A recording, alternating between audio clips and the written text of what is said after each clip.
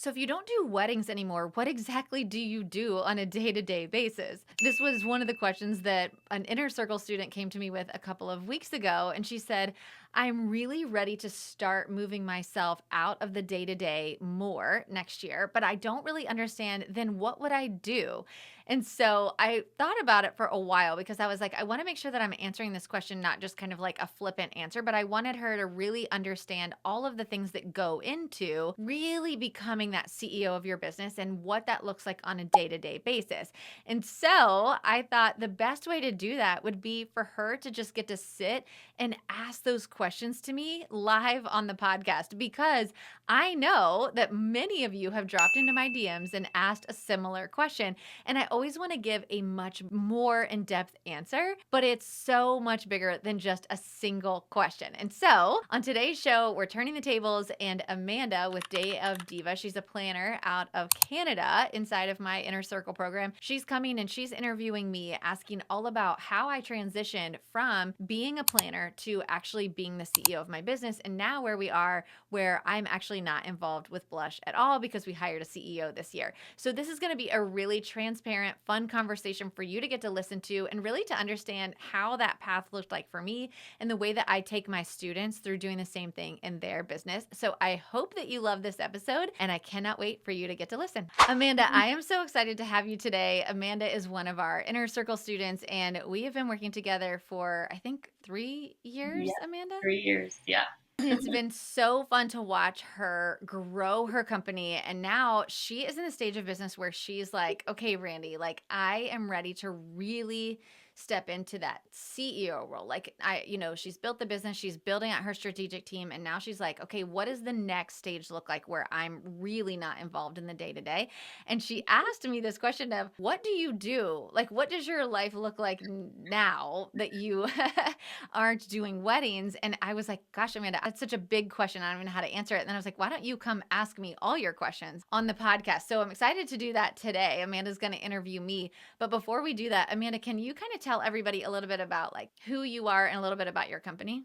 Yeah, totally. I'm excited to be here. This is my 5th year in business now. We just actually, as of last month, I think we just hit over 200,000 in revenue. So yeah, we're going into 2 busy booking months for us. So I think we will definitely exceed our goal this year, actually. So right now I am full-time with the business. I'm looking to hire my next full-time at the beginning of 2025.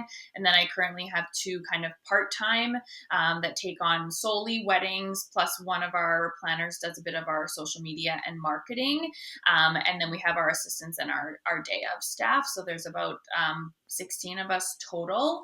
But yeah, 3 years ago, I joined with Brandee and was doing like 30 weddings, 35 weddings a year. I had a planner that worked with me. She was still kind of part-time. She was starting to take on stuff for me, but it was very like whatever kind of came in, we would just like figure it out.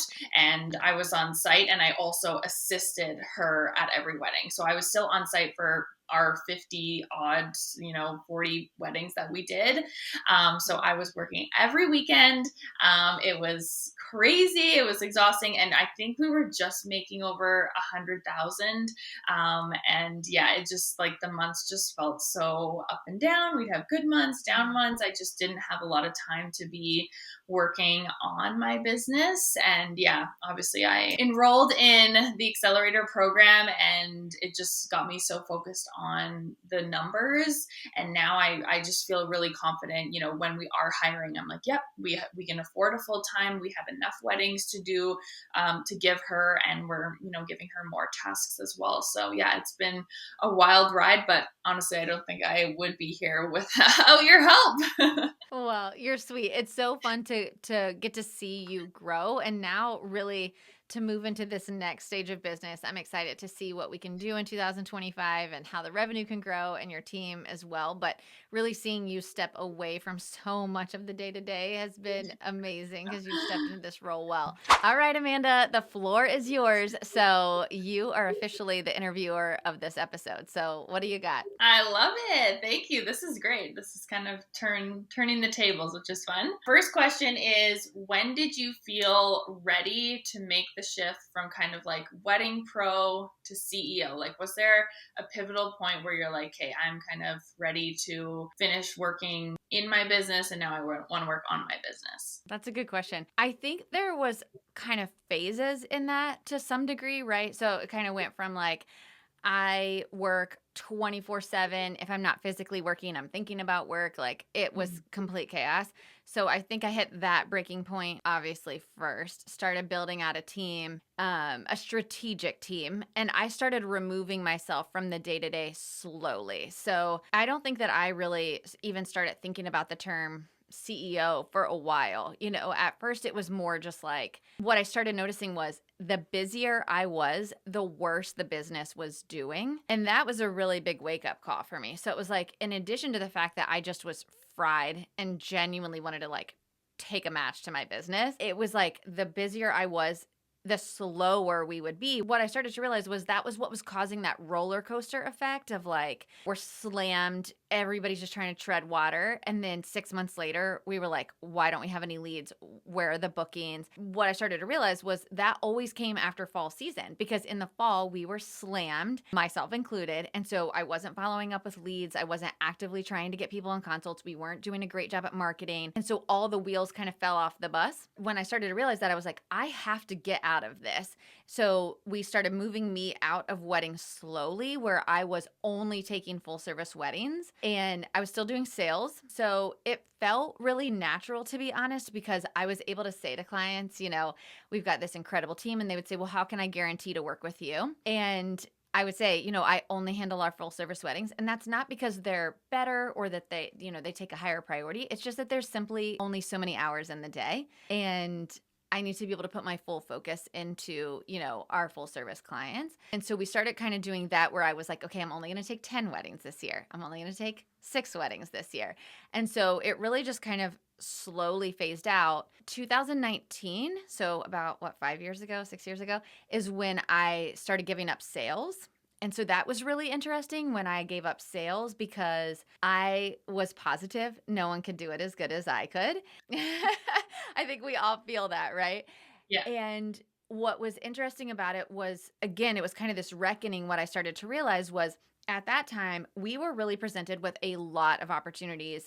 We were doing intimate weddings for a lot of properties in our area, which was really exciting. We're a very much destination city, so we do a lot of weekday intimate weddings. We're also managing a very high revenue generating venue.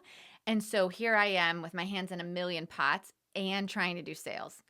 And Yeah. it just wasn't working. And so I was like, if I could get my team to do sales, it would make a lot more sense. So it kind of just evolved. It wasn't like there was this one day I woke up and I was like, time to be the CEO. It was, how do I remove myself from this? How do I remove myself from this? And then once the pandemic hit, I had a really large team. I also had a lot of connections. I felt like there were so many solo businesses that just were like, we don't know what to do. Like, we don't know how to handle the pandemic. We don't know how to handle the cancellations, the reschedules. And I just started going live on Facebook every day. Like, it was just like every day I would go live and just say, here's what we're doing. Like, here's what my team is working on. Here's how we're handling a reschedule. Here's how we're handling a cancellation. It was super organic. And then that kind of led into the coaching. So yeah, it just was like this phased back approach. And once the coaching started taking off, I was like, I physically cannot manage blush and the coaching. So that's when we brought in somebody to kind of take over blush as well. So yeah, it's been a phased approach. I feel like it happens too, where it's like one door has to close for another one to open, in a way, very much so in business as well. Yeah, and I think it's a lot of realizing that, this is going to sound so cliche because this quote is so overused, but like, what got you here won't get you there. And it's like, you have to hustle to get to that first really big revenue mark, right? Like it is all on you, because you can't hire people before you have money, right? But then it's like, if you just continue that hustle where you're like, I can do it all, you will break at some point. And so then you can't keep scaling. So it's like, you have to figure out the next stage. Okay, how do I get from that first, I break it up into like, okay, you hit the first 100,000 really on your own, right? Like that's kind of like your hustle. And then that next stage is like 100 to like 300 to 400,000 ish is where you're really learning to build a team and start to have to take things off of your plate so that someone else can be better at it. And that's really that middle where you're really learning how to become that CEO.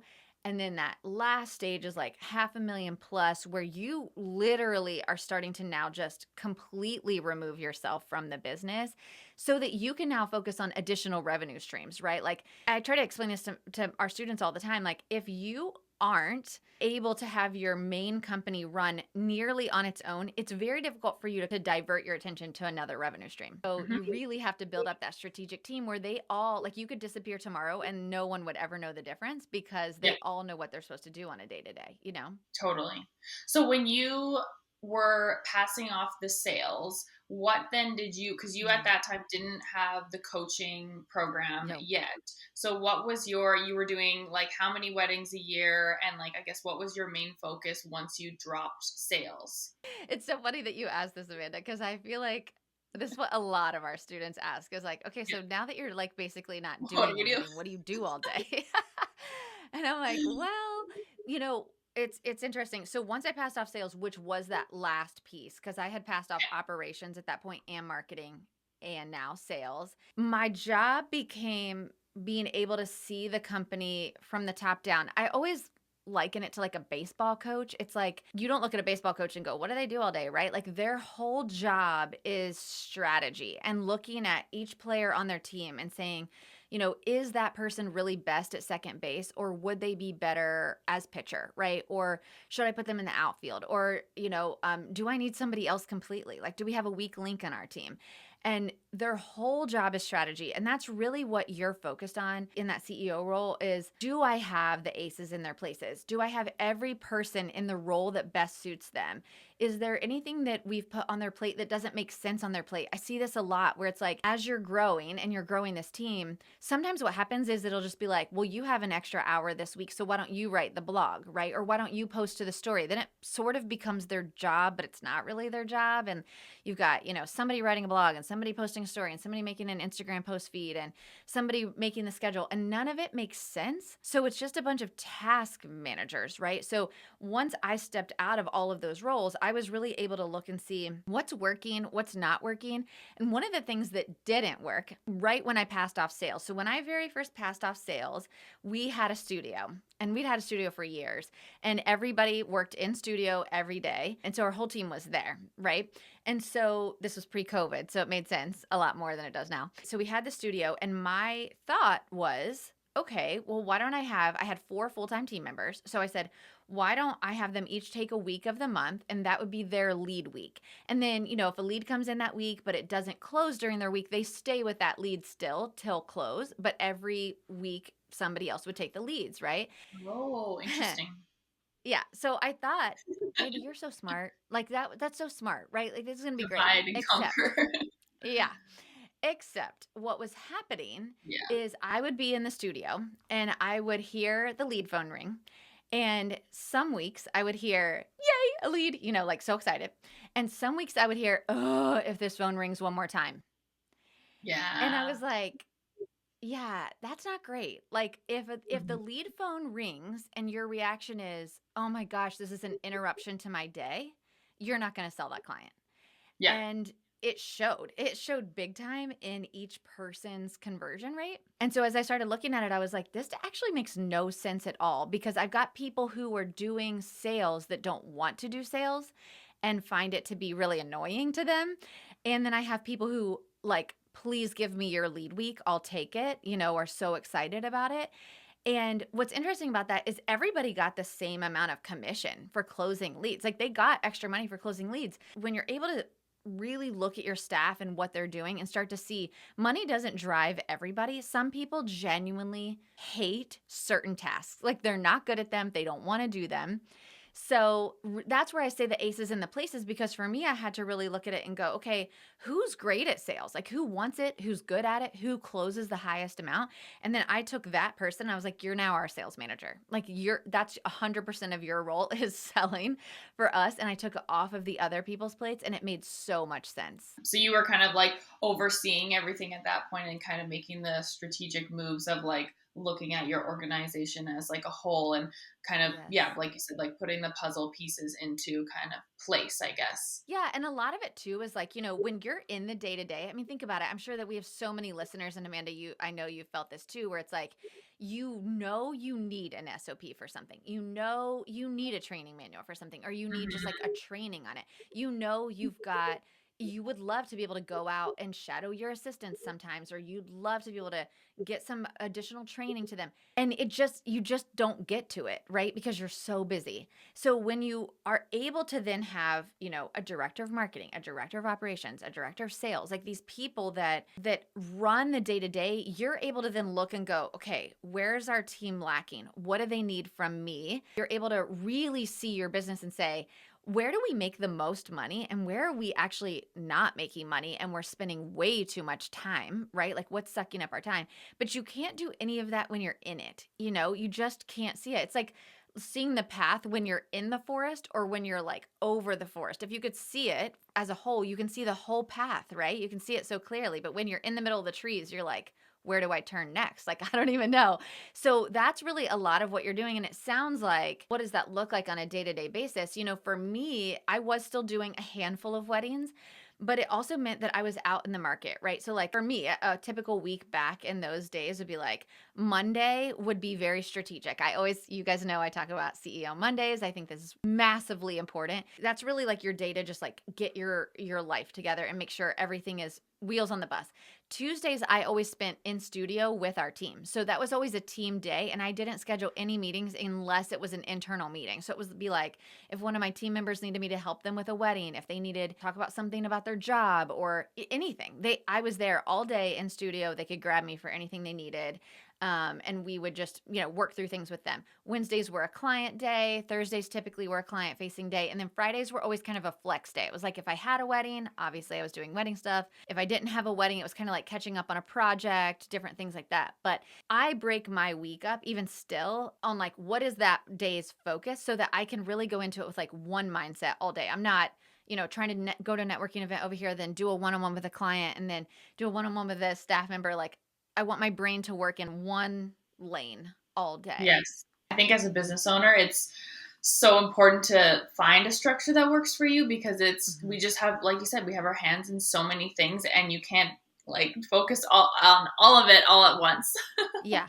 Yes, 100%. And that can be really frustrating because you feel like you're just being bounced around. But I think one of the disciplines, no one controls your calendar but you. Like if you allow people to, book in on Thursday at 2 p.m. and now you've got to drive for an hour and then drive back, like your whole day's shot. So Yeah. now you just went from having a day where you're supposed to be in office working on timelines or working on whatever it is that you had on your agenda. You allowed that. Like that wasn't the client's fault for taking your time. You have to really guide your clients, your vendors that want your time and say, is this the best use of my time? Or do I need to guide this client towards a Zoom call? Or do I need to say, that's not part of the service that you booked with us? But we just say yes so often because we see white space on our calendar. But as the CEO, you have to have white space on your calendar because your whole job is strategy and business growth. Like that's your literal entire job. So if you don't have the white space on your calendar to think about those things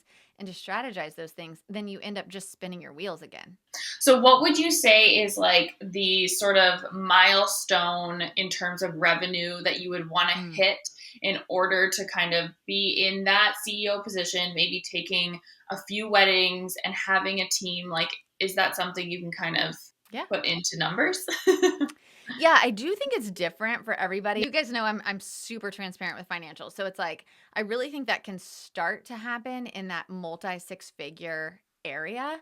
And it really comes down to working backwards on your budget. So when we work on budgets inside of Wedding Pro CEO, I always want you to do your first budget as like, what's the wish list for next year? What's the wish list of you want to make X dollars? Let's put that in. You want to only work 5 weddings. Okay, so how many team members would you need then to cover all the rest of the weddings that you're going to have for next year? We need to put salaries in for each of those people or some sort of compensation in for each of those people, right? Then we need to put in all the rest of our expenses. So you're kind of backfilling it based on what's the dream. And then now when we move to the revenue side, it's like, okay, if I only did 5 weddings next year and the team did the rest, would we have enough revenue to cover those expenses, right? And really a lot of it, and Amanda, you've seen this as you've come up through the different programs inside of Wedding Pro CEO, a lot of it comes in because initially you're not charging enough. Yep. As the business owner, when you outsource a wedding to a team member, you're paying them so much to do that wedding that there's no flow through to the business. And you haven't accounted for you to make money simply for running the business. A lot of times what we do is when we create our own compensation from our business, it's created from how many events we're doing. And at the end of the day, you also, so yes, you're doing events, but you're also running your entire business. And if something were to happen to you and your spouse or someone else had to take over the business, they'd have to get paid, right? Like they'd have to make a salary just for being the business owner, being the CEO, running it. So I always want us to put an amount of salary into your budget just for you being the CEO, just for you being the business owner. And that amount can scale as you grow, right? But we don't want it to be attached to the number of weddings that you're doing. And I feel like this is it's probably one of the top things that I undo with our inner circle students, because they'll come in and be like, oh, I'm making $200,000-$300,000 a year, but they're like, I don't know how I could possibly pay any more people on my team because they're paying out people at like 70%. And I'm like, well, no kidding. There's no flow through to your business. The only way you make money is if you keep doing weddings, and that's not helpful at all, right? So I think it's not necessarily a specific dollar amount. It's more making sure we're first profitable, that you've got flow through to the business from every single wedding that you're doing, and that your salary is put into the business whether you do weddings or not. And then, okay, how many of those weddings will I do? Because, I think we've definitely had CEOs that have removed themselves from the business too fast. And Okay. it is difficult. Like you can't go from doing weddings all the time to then doing none, right? Because then that's a jolt to your revenue big time there too. So I think it's a slow removal of Yeah. yourself from the day to day. And some people may say like, no, I always want to do like at least 5 weddings a year. And I'm like, great, that's great. You should Yeah. then. But that's not always the case. Yeah, that's good. So how many, like for you guys, how many full-time do you guys have? And I guess how many weddings do you guys do a year? Yeah. So we have 6 full-time staff members, 3 full-time planners, 1 full-time kind of like operations person that Yeah. doesn't really do weddings. And then myself and my husband are still on payroll at the business. And then we obviously have a smattering of contractors and part-timers and things like that as well.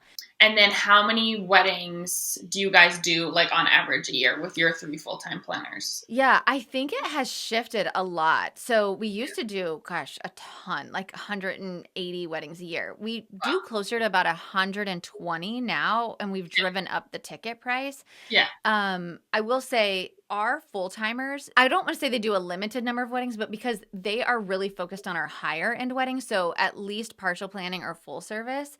Right. And if you're, if we have listeners that are listening that are DJ, florist, photographer, we're really focused on keeping our full-timers on those higher ticket weddings in general. And then our part-timers are taking our lowest ticket packages. And so that helps us to spread that out without having a massive payroll. That was something I had to learn early on too, that I definitely messed up, was I just wanted everybody to be full-time because I wanted it to be like, I know how much is going out every single month, slow month or high month, I want everybody to be full-time. And the challenge with that is that in slow season, carrying a large payroll is very, very difficult. And 3 planners can't do all of our weddings because everyone has a slow season, right? So then you've got high season where you're booking 5 and 6 weddings deep on a weekend, and then no weddings in low season. You have to really be careful about how much payroll overhead you just add on during, because you've got to cover it during slow season. So what I learned that the hard way. And now we keep a limited full-time staff whose roles are high ticket weddings, but then also they each have a role in our business. So we've got now our CEO, Sophia, right? So she really only takes about 8 weddings a year, and we're very, very cautious with her schedule because her job is to replace me. And so she really runs everything over there. And then we have Norma, who's one of our full-timers, and her focus is really the partial plans and then the small full plans.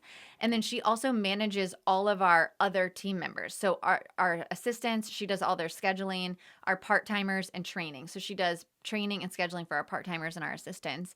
So that's really her focus. And then Ashley really focuses on our additional market. So she does really kind of all the different kinds of weddings that come in, but that's a totally separate market for us. And then she also handles all of our like administrative behind the scenes. So those are our full-timers. And then our part-timers are just planning weddings. Like we don't have them out networking. We don't have them doing an additional job.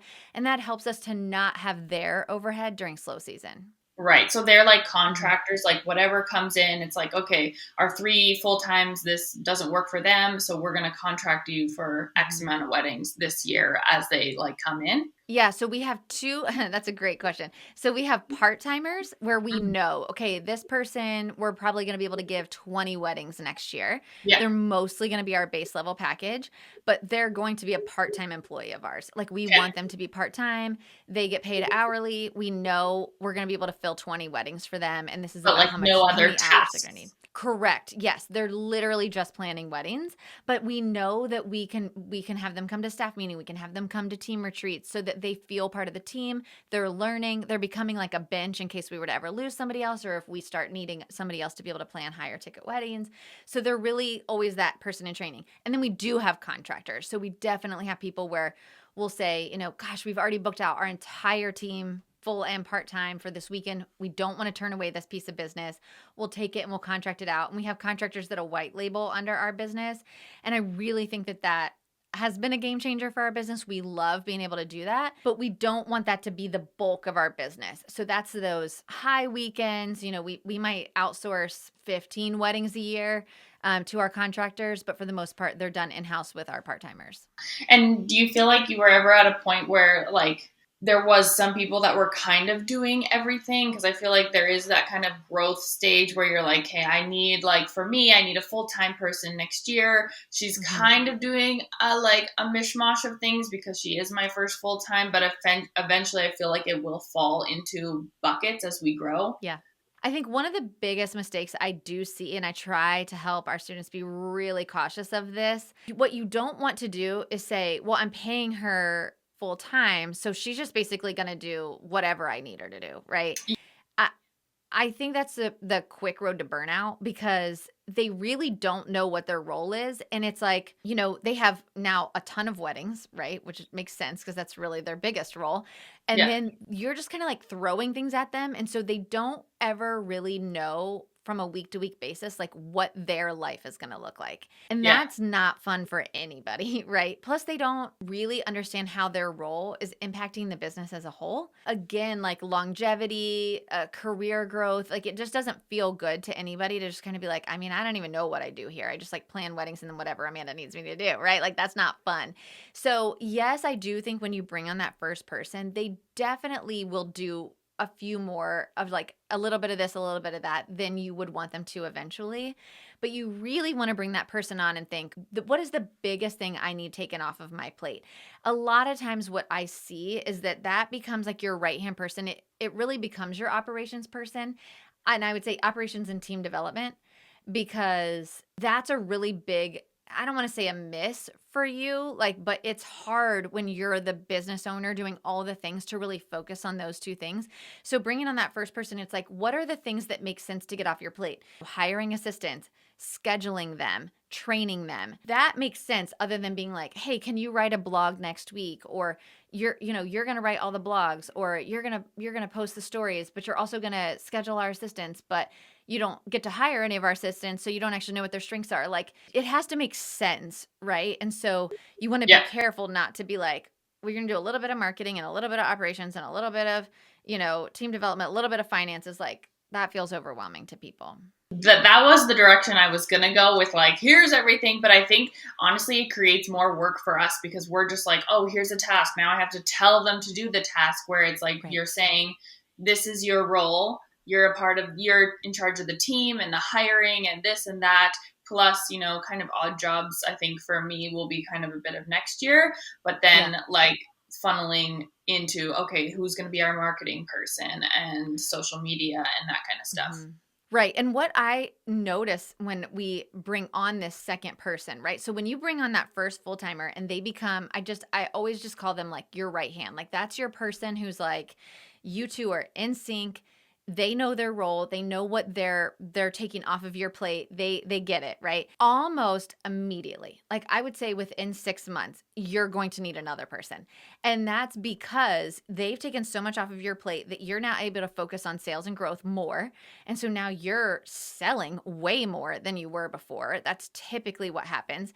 And now this person is starting to be like, girlfriend, like I'm tapped, like I'm starting to hit my max because they've taken a lot off your plate, but now they're also trying to manage all these weddings. And so now you need another person. Sometimes that's another person like a planner or a DJ or a photographer. Sometimes it's honestly just an admin person because now we don't really want your right hand doing so much admin work because they would be way better serving higher end clients or training the team. So it's like, oh, wait, we could just bring on a VA to help us, right? Like that's an easy outsource without bringing on yet another salary, right? So it's not always that you're going to need another person like them. Sometimes it's just like, okay, I gave you a bunch of admin work to do for me because at the time you had hours, but like now you don't. And I want you better focused on what I need you for. And so let's get the admin work off of you. Yeah, that has helped me a lot. Okay, what's your approach to building a team of planners that you can trust to handle weddings when you're not directly involved? I feel like that is such like a crucial piece of like, again, like no one can do sales as good as me, or no one can plan this wedding as good as me. Like now I'm in the position where I'm starting to pass the full plans, and it's a little nerve wracking because I'm like, I just know the level of service that I bring to our clients, and it just can be, yeah, it's kind of scary passing that off with such a high ticket package as well. You're like, this is a lot of money. It is. It's a lot of money, and you have to obviously you're not going to just like hire somebody tomorrow and be like, Yeah. "Here's a $20,000, dollar wedding." I think the biggest thing that I look for is personality, and I feel like I can train the hard skills. Like that's easy. Anybody can learn how to actually plan a wedding, but it's how do you interact with clients? How much do you care about the end result? What's your work ethic? Like, will you literally go to the ends of the earth to make something come to life because it'll be that one step further for your client, right? And so that's really what I'm looking for is those soft skills that you can't teach because in 17 years I have definitely learned if someone doesn't get it customer service wise, they're not going to get it. Like it's just not in them and they might be better in a different position. And so I can teach them how to write a timeline, why I would put the toasts here instead of there. I can teach them, on wedding day, here's the things I'm looking for, right? That's teachable. But it's not teachable to say, do you care enough to do what you need to make this day flawless? Yeah. And do you care enough about the business and seeing us grow because it would then affect you growing? Like I want to make a career for you, right? And so that's really what I'm looking for when I'm looking for staff members. And I'll just be perfectly honest for anybody that's listening, it's like, I'm so over it. I'm never going to hire another employee again. I hear you. The number of times in my business that I have been like, I'm firing everybody and I'm just going back to being me. Y'all, it's too many to count. I mean, the people are human, right? Like sometimes humans fail us. Sometimes you hire somebody that you think is just, they just killed it in the interviews. Like you loved them. You thought they were amazing. And then you get them in and you're like, what happened? Like, how did I get snowed this bad? Right? Like it is not good. And that happens, right? Sometimes you have to go through a few people before you get to that golden nugget. But growing a business and you being able to take back your weekends and not be involved in every single wedding takes really, really being intentional about saying, nope, I know what I learned from this person. Now I know what I'm looking for in the next person and not getting burned by it, right? Like just being like, okay, I learned from that.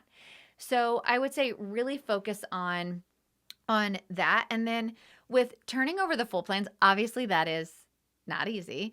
And for anybody that's listening, if you charge high ticket, it is difficult, right? I would say when I started doing it, I worked a lot of the weddings with our team members. So we would tell the client, like, I and, Sophia are going to co-plan your wedding. And the reason for that is because I wanted them to see how I interacted with the clients, the things I said, the way I said it, the way I answered emails, little things that can just be small things that you wouldn't think to put in an SOP, right, to teach, but I want them to see that we're doing those things so that they can say, "Oh, I didn't know I could do that," or "Oh my gosh, that was so smart," right? Like I want to be able to do that. So it's really just teaching them about how to have that wow factor, how to have that high level of service.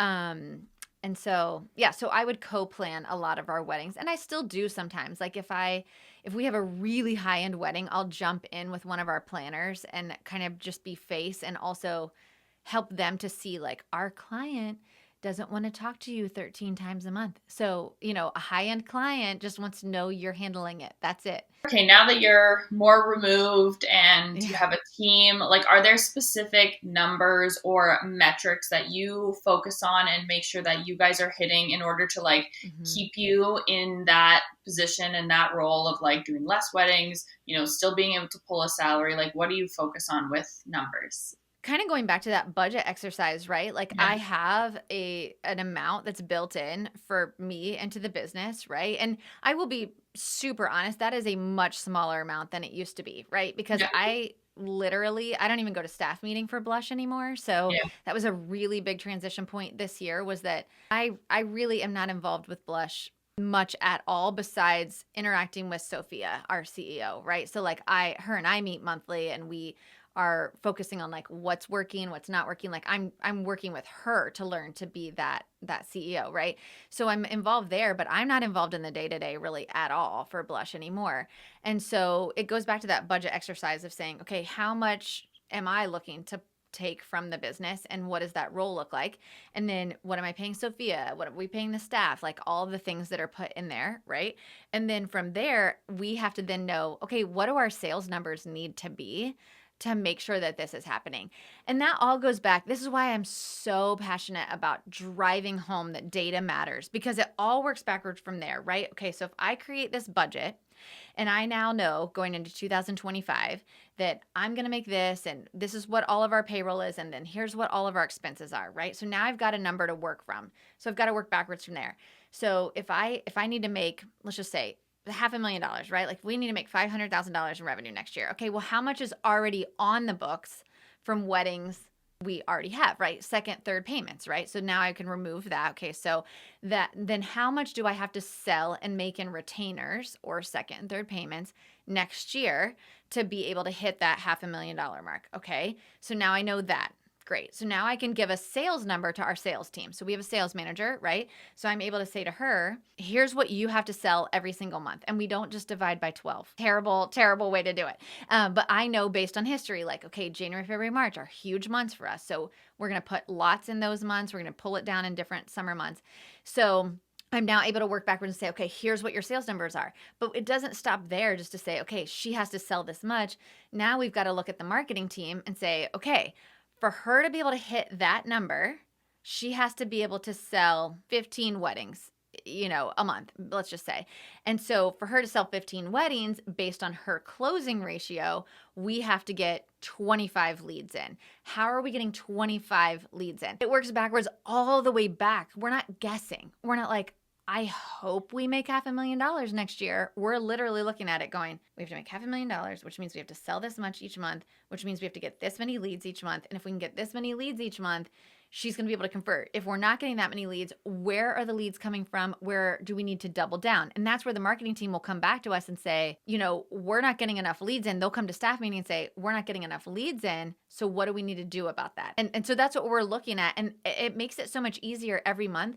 Literally, Amanda, I get reports on the first Monday of every month, and I can take less than an hour to look at those reports and say, okay, did we hit our sales goal or not? That's always the first one, right? Like, did we hit the sales goal or not? It's a pretty easy yes or no. If yes, great. That's exciting that we hit it. Did we exceed it?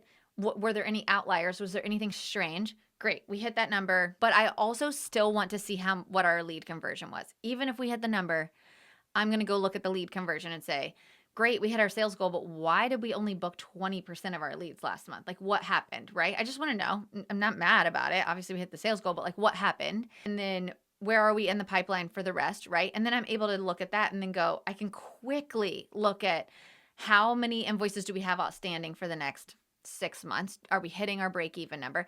So it's a lot of just knowing each of those numbers, and I can quickly then compare it to what we're supposed to be at.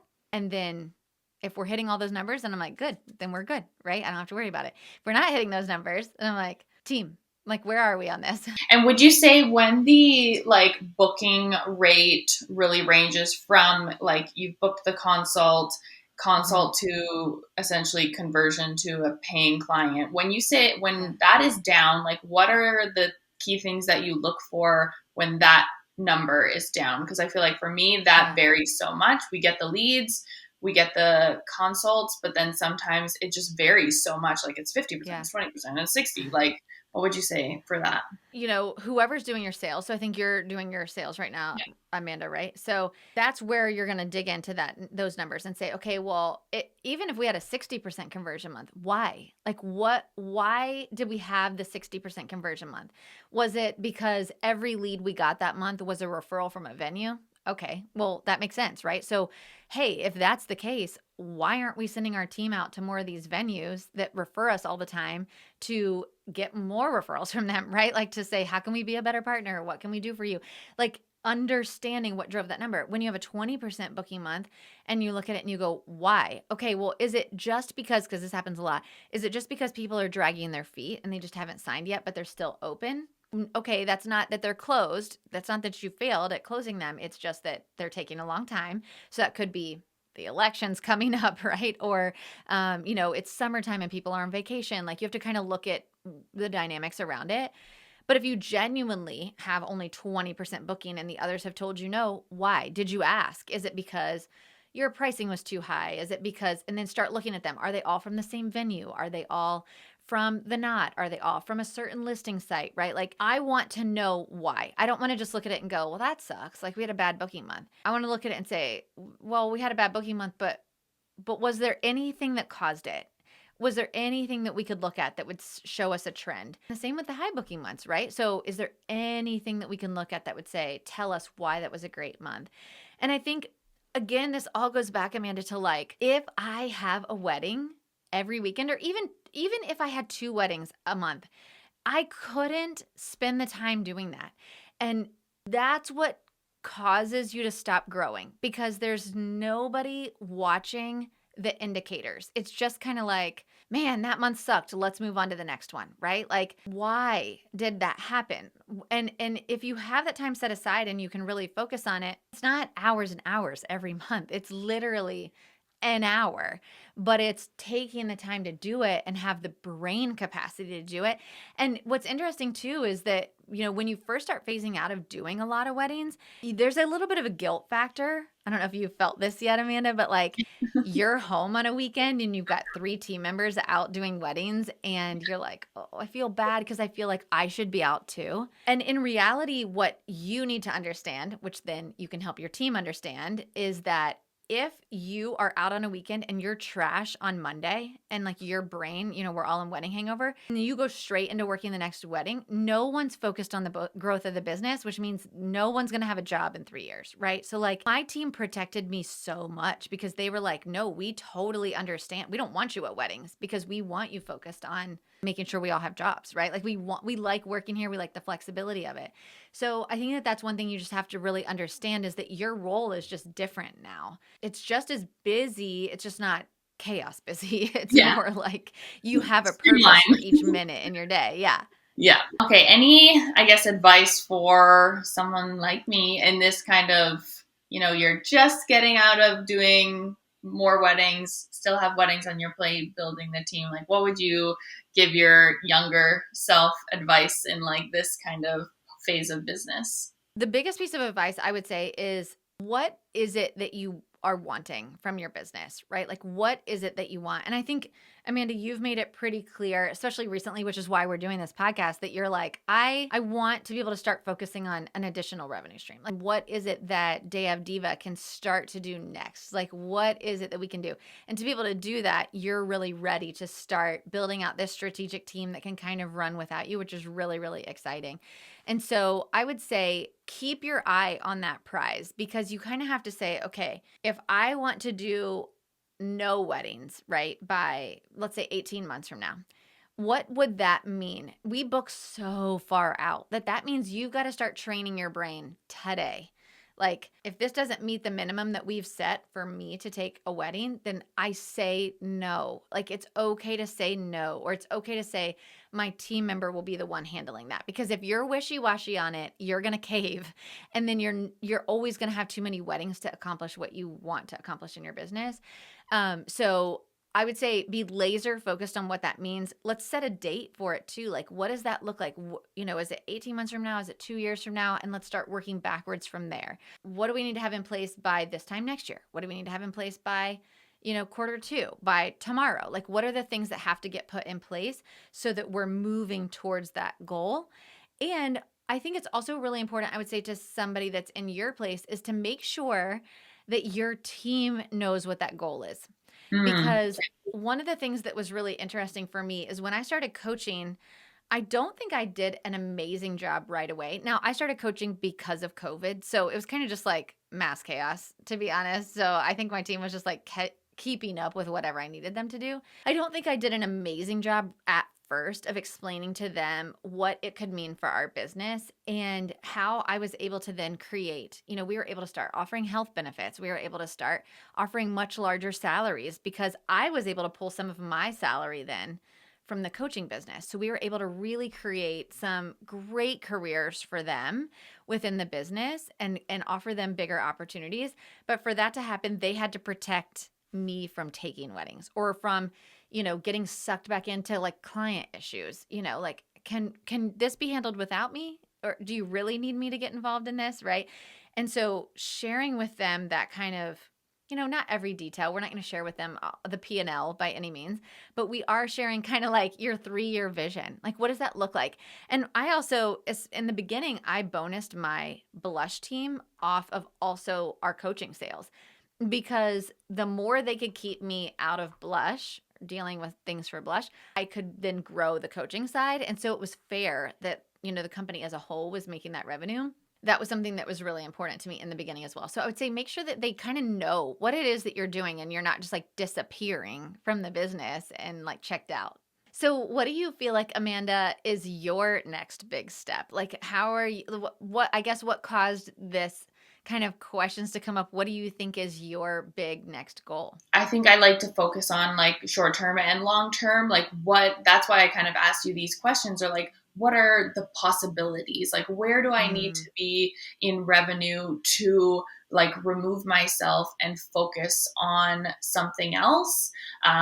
If it's wedding based, amazing. Maybe it's, another business venture as well. I don't know. But I think for me, it's just like building up the team where I have that time so I can start thinking about, like, I'd personally like to be doing more rentals. I think there's a market for it here, and having it under like our umbrella as a planner is really appealing to clients. And I know there's a great opportunity there. So I'd love to be able to focus on that as well and just kind of get the framework for it so I can see where it's going and have a team member manage it. And then eventually for me, I don't know if it's going to be in the wedding world, which is kind of scary to say, but I think I've always been a person that has had so many different like jobs and things like that. So whether, my husband and I go into another business like you guys have in terms of like coaching or something else, I don't really know, but that's kind of long-term what I'm anticipating. I love that. Just having that space to be able to create that. And also, thinking about, we never want to think about the exit plan from our business, but that is a big piece of it, right? Because, one of the things that I learned for sure the hard way was that, selling a service-based business is not that easy. And you really got to remove yourself from it completely for it to be something that somebody else can come in and say, oh yeah, I can buy this because I don't need her, or I don't need him. It runs on its own without the owner, right? And so I think that that's a really big piece of it too. If you ever want to get out of the business or start a completely different business, one of the things that I've loved about bringing Sophia on has been, it almost seems like the only exit strategy is either closing or selling in the wedding industry. And I think it's been really fun to be able to share a lot more about my journey of having brought Sophia on to say, I still own the business, but I'm not actively running it. And so it's been really interesting to kind of navigate that. A lot of people in the business world do that, where the original owner kind of becomes almost just the owner, like they're not the operator anymore. And so I think that that's certainly a possibility as well. But yeah, I love being able to kind of share how this is all shaking out. And I'm excited to see you, Amanda, kind of take this next step because you have grown so much over the last two And when years. you're talking about the numbers and all of that, it's so amazing, like what your numbers can tell you. Like I think even looking at, the budget I did 3 years ago and looking at, okay, well, these are the trends, this is what's happening, and then at the end of the year being like, wow, we exceeded that, is like, it's crazy to look at that and be like, wow, this is how much we've done in revenue. Like you just starting with you 3 years ago, I feel like that Yeah. it seems like it's so far away, but now like I'm here. That's right. I know. And you're like, wow, I can do this. Like, this is going to be so Yeah. crazy. So, yeah, I'm excited. I think it's always fun to work with you because you take the numbers so to heart and you put them into action, which is such a massive piece of growing, right? So, Mhm. Mhm. I loved that we did this interview. Amanda, thank you so much for coming on and interviewing me and getting this out into everybody's ears who are interested in kind of knowing how to do it too. And I'm excited to watch you grow. Thank you.